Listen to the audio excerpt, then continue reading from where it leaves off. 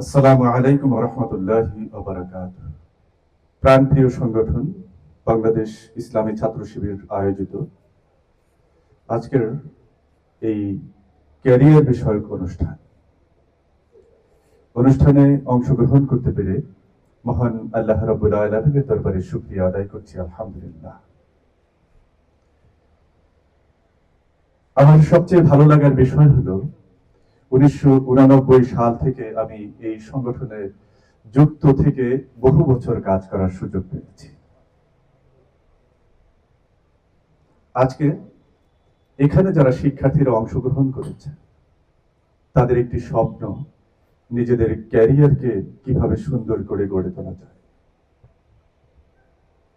কিন্তু আমার বিশ্বাস ক্যারিয়ার কি এবং ক্যারিয়ার কিভাবে গঠন করতে হয় এই বিষয়টি হয়তো এখনো আমরা অনেকে জানি না এবং ধারণা অর্জন করতে পারি। ক্যারিয়ারের প্রচলিত সংজ্ঞা কর্মজীবনকে উন্নত এবং আকর্ষণীয় রূপে গড়ে তোলার যে সমন্বিত প্রয়াস, তাকে আমরা ক্যারিয়ার গঠনের প্রক্রিয়া বলতে পারি। এবং কর্মজীবনকে উন্নত এবং আকর্ষণীয় রূপে গড়ে তুলতে পারাটাই হচ্ছে ক্যারিয়ার। কর্মজীবন এটি আমাদের কত সময় ব্যাপী। আমার আগে জনাব অধ্যক্ষ আশরাফুল হক তিনি মানব জীবনের ধারা তুলে ধরেছেন। সেখানে দুটো জীবনের ধারা আমরা পেয়েছি, একটি দুনিয়ার জীবন আর একটি আখিরাতের জীবন। আমাদের কর্মের সবচেয়ে বড় গুরুত্বপূর্ণ জীবনটি হচ্ছে আখিরাতের জীবন, আর আখিরাতের জীবনকে সুন্দর করার জন্য দুনিয়ার জীবনকে সুন্দর করে গড়ে তুলতে হয়। আর এটি মহান আল্লাহ রাব্বুল আলামিনের কাছে প্রার্থনা করা আল্লাহ নিজেই শিখিয়ে দিয়েছেন, রব্বানা আতিনা ফিদ দুনিয়া হাসানাতাও ওয়া ফিল আখিরাহ। প্রভুর কাছে আমরা প্রার্থনা করি, রব্বুল আলামিন তুমি আমাদের দুনিয়ার জীবনকে সুন্দর করে দাও এবং আমাদের আখিরাতের জীবনকে সুন্দর করে দাও। যারা নিজেদের আখিরাতের জীবনকে সুন্দর করার জন্য নিজেদের জীবন গড়ে তুলতে পারে না, তাদের অবস্থা হচ্ছে সুপ্রিম কোর্টের অ্যাপিলেট ডিভিশনের বিচারপতি হওয়ার পরেও তাকে কলাপাতায় শয়ন করতে হয়। আর যদি সুন্দরভাবে আখিরাত কেন্দ্রিক নিজেদের ক্যারিয়ারকে গড়ে তোলা যায়, তাহলে সাহাবায়ে কেরাম যেভাবে স্মরণীয় হয়ে আছেন, নবী রাসূলদেরকে আমরা যেভাবে স্মরণ করছি, পৃথিবীর জন্য আমরা স্মরণীয় হয়ে থাকতে পারি। আমাদের ক্যারিয়ারের একটি লক্ষ্য থাকে, আমরা পড়াশোনার শেষে ভালো একটি চাকরি করব। আমি আজকে ছাত্র ছাত্রী বন্ধুদেরকে আহ্বান জানাতে চাই, মাথা থেকে ঝেড়ে ফেলুন, আমরা চাকর হব না, আমরা মনিব হব। চাকরির চিন্তা এটি আসলে কোনো ভালো চিন্তা নয়। আল্লাহ রাব্বুল আলামিন আমাদেরকে চাকর হিসেবে প্রেরণ করেননি। ইন্নী জাইলুন ফিল আরদি খলিফা, মহান আল্লাহ রাব্বুল আলামিনের খলিফা হিসেবে আমাদেরকে প্রেরণ করেছেন। অতএব আমরা চাকর হওয়ার জন্য পড়াশোনা করব না, মানুষ হওয়ার জন্য পড়াশোনা করব। আমরা যদি ভালো মানুষ হতে পারি, নিজেদেরকে মানুষ হিসেবে গড়ে তুলতে পারি, তাহলে দুনিয়ার সকল প্রয়োজন আমার পূরণ যথাযথভাবে হয়ে যাবে। অতএব আমাদেরকে মানুষ হওয়ার জন্য আমাদের ক্যারিয়ার গঠন করতে হবে। আর এই মানুষ হওয়ার জন্য আমাদের শিক্ষা প্রতিষ্ঠানের কাছে আসতে হবে। আমি বলবো আমাদের জন্য 3 ধরনের শিক্ষা প্রতিষ্ঠান অপেক্ষা করছে। পৃথিবীতে আসার পরে প্রথম আমরা একটি বিশ্ববিদ্যালয়ে পড়াশোনা করেছি, তারপরে আমরা স্কুল কলেজে গিয়েছি, তারপরে কেউ আরেকটি বড় বিশ্ববিদ্যালয়ে পড়াশোনার সুযোগ পেয়েছি, আর কেউ পাইনি। প্রশ্ন হতে পারে, স্কুলে যাওয়ার আগে শুরুতে কোন বিশ্ববিদ্যালয়ে আমরা পড়লাম? সেই বিশ্ববিদ্যালয়টি হচ্ছে আমার মায়ের কোল। আমি আমার মায়ের কোল থেকে যা শিখেছি, এটি আমার জীবনের শিক্ষার ফাউন্ডেশন। এই ফাউন্ডেশনের উপরে ভিত্তি করেই আমার জীবনকে পরবর্তীতে আমরা পরিচালনা করতে পারি। যার উদাহরণ হিসেবে আব্দুল কাদের জিলানীর মা পবিত্র কুরআনের 19 পারার হাফেজ থাকার কারণে উনি মক্তবে যাওয়ার সময় মক্তবের শিক্ষক দেখতে পেলেন উনি 19 পারা কোরআনের হাফেজ হয়ে তিনি এখানে এসেছেন। আমরা যা শিখি প্রথম আমাদের মায়ের কাছে শিখি, তারপরে আমরা আসি আমাদের একাডেমিক শিক্ষা প্রতিষ্ঠান, স্কুল, কলেজ, মাদ্রাসা, বিশ্ববিদ্যালয়। এখানে আমাদের যা শেখানো দরকার এবং যা শেখা দরকার, আমি একজন বিশ্ববিদ্যালয়ের শিক্ষক এবং জাতীয় পর্যায়ের একজন শিক্ষাবিদ হিসেবে বলছি, এটি মানুষ গড়ার কোনো কারিকুলাম এখানে নেই। ব্রিটিশ আমাদেরকে যেই কারিকুলাম দিয়ে গেছে, আমরা চেহারা ছুড়াতে হব বাঙালি আর চিন্তা চেতনায় হব ব্রিটেন। আর আমাদের স্ট্যাটাস, আমাদের গোল থাকবে ক্রানি পর্যন্ত, যার রিফ্লেকশন আমরা এখনো দেখতে পাই। আমাদের দেশের বড় পদের চাকরিটির নাম হচ্ছে সচিব, আর সচিবের প্রতিশব্দ হচ্ছে ক্রানি। এটিকে আমরা গর্ববোধ করি, এটি আসলে কোনো গর্বের বিষয় নয়।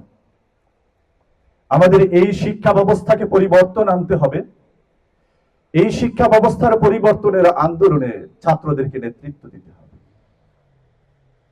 এটি একটি ভঙ্গুর দেশ, এটি একটি ভঙ্গুর শিক্ষা ব্যবস্থা, এটি একটি ভঙ্গুর সমাজ ব্যবস্থা। এটি এদেশের তরুণ কিশোর ছাত্র সমাজ বুঝতে পারার কারণেই জগদ্দল স্বৈর শাসনকে তারা বিতাড়িত করতে সক্ষম হয়েছে, যেটি এদেশের বড় বড় রাজনৈতিক দলগুলো পেরে ওঠে।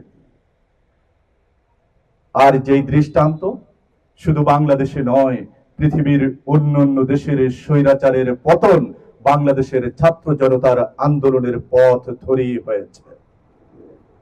আমি আজকের এই অনুষ্ঠানে আহ্বান জানাতে চাই, ছাত্র জনতাকে আরেকটি আন্দোলনের জন্য নামতে হবে।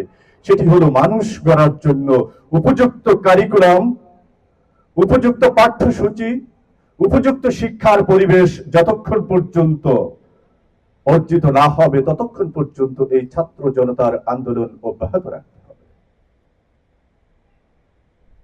তৃতীয় আরেকটি শিক্ষা প্রতিষ্ঠানের কথা আমি বলেছিলাম, যেটি কারো জীবনে সুযোগ হয় এবং কারো জীবনে সুযোগ হয় না। সেই শিক্ষা প্রতিষ্ঠানটির নাম হচ্ছে বাংলাদেশের প্রেক্ষাপটে বাংলাদেশ ইসলামী ছাত্র শিবির। বাংলাদেশ ইসলামী ছাত্র শিবির এমন একটি শিক্ষা প্রতিষ্ঠান, এখান থেকে যা শেখা যায় পৃথিবীর কোন বিশ্ববিদ্যালয় তা শেখাতে পারে না। শুধু জীবন ঘনিষ্ঠ বিষয় নয়, একাডেমিক বিষয়গুলো এরকম হয়ে থাকে। আমি যখন আন্ডার গ্রাজুয়েট প্রোগ্রামের স্টুডেন্ট, আমার কলেজে আমি যখন বিএ ফাইনাল পরীক্ষা দিচ্ছি, আমার আশপাশের বেঞ্চের সিটগুলো ফাঁকা হয়ে গেল। পরীক্ষার প্রশ্নপত্র কমন পড়েনি, এজন্য আমার বন্ধুরা লিখতে পারছে না, কিন্তু আমি প্রতিটি প্রশ্নের উত্তর দিচ্ছি। আমার বন্ধুরা আমার কাছে জানতে চাইল আমি কোন গাইড বা কোন নোট ফলো করেছি। যেহেতু আমি বললাম আমার সব প্রশ্নের উত্তর আমার পড়ার মধ্যে কমন পড়েছে, যার জন্য আমি লিখতে পারছি। আমার কাছে যখন এটি জানতে চাইলো, তখন আমি বললাম আমার সব প্রশ্নের উত্তরগুলো আমার যে পড়ার মধ্যে কমন পড়েছে সেই বই পুস্তকগুলো হলো ইসলামী ছাত্র শিবিরের সদস্য সিলেবাসের বইপত্র। শুধু সমাজ জীবনের জন্য নয়, ইসলামী ছাত্র শিবির একটি পড়ার সংগঠন। এই সংগঠনে যেভাবে পড়ানো হয়, এই বই পুস্তকগুলো যদি কোনো শিক্ষার্থী ভালোভাবে অধ্যয়ন করে, তাহলে শুধু তার সামাজিক জীবনে নয়, একাডেমিক জীবনেও ভালো ফল অর্জন করা সম্ভব হয়ে থাকে। যার জন্যই ইসলামী ছাত্র শিবিরের দায়িত্বশীলগণ তারা বেশিরভাগ সময় সংগঠনের কাজ নিয়ে ব্যস্ত থাকার কারণেও তারা জিপিএ এর ক্ষেত্রে সবচেয়ে ভালো জিপিএ অর্জন করতে থাকে।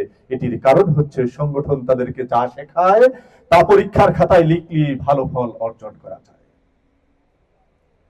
যারা ইসলামী ছাত্র শিবিরের পতাকা তলে সমবেত হয়েছেন, তাদের জন্য এটি অত্যন্ত সৌভাগ্যের বিষয়।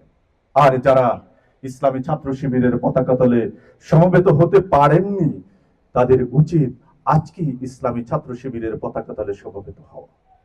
এটি কেমন জরুরি? এটির জরুরি হচ্ছে এরকম, একটি গাছ লাগানোর উপযুক্ত সময় ছিল 10 বছর পূর্বে, কিন্তু 10 বছর পূর্বে যখন আমি লাগাতে পারিনি, দ্বিতীয় সময়টি হচ্ছে আজকেই, এই মুহূর্তে। এই সমাজকে পরিবর্তনের জন্য, নিজের জীবনকে গড়ে তোলার জন্য এবং দেশকে গড়ে তোলার জন্য, দুনিয়া এবং আখেরাতে সাফল্য অর্জনের জন্য ইসলামী ছাত্র শিবিরের কোনো বিকল্প নেই, কোনো বিকল্প নেই। ইসলামী ছাত্র শিবিরের ব্যাপারে যত অপপ্রচার বিরোধীরা করেছে, এই অপপ্রচার কোনো কাজে লাগেনি। জাতি আজকে বুঝতে পেরেছে, বাংলাদেশের নেতৃত্ব ইসলামী ছাত্র শিবিরের তরুণদের হাতে যদি থাকে, তাহলেই এই দেশ নিরাপদ, এই দেশ এগিয়ে যেতে পারবে। আল্লাহ রাব্বুল আলামিন আমাদেরকে কবুল করুন। আজকে আপনারা যারা এসেছেন এবং এই আয়োজকগণ, আমি মনে করি এটি আপনাদের জীবনের একটি মাইল ফলক হয়ে থাকবে। ইসলামী ছাত্র শিবির আপনাদের সব সময় পাশে থাকুন। ইসলামী ছাত্র শিবিরকে এগিয়ে নেওয়ার জন্য আপনাদের সর্বাত্মক সহযোগিতা অব্যাহত থাকুক। আমি সবাইকে অভিনন্দন জানিয়ে আমার সংক্ষিপ্ত বক্তব্য শেষ করছি। আসসালামু আলাইকুম ওয়া রাহমাতুল্লাহি ওয়া বারাকাতুহু।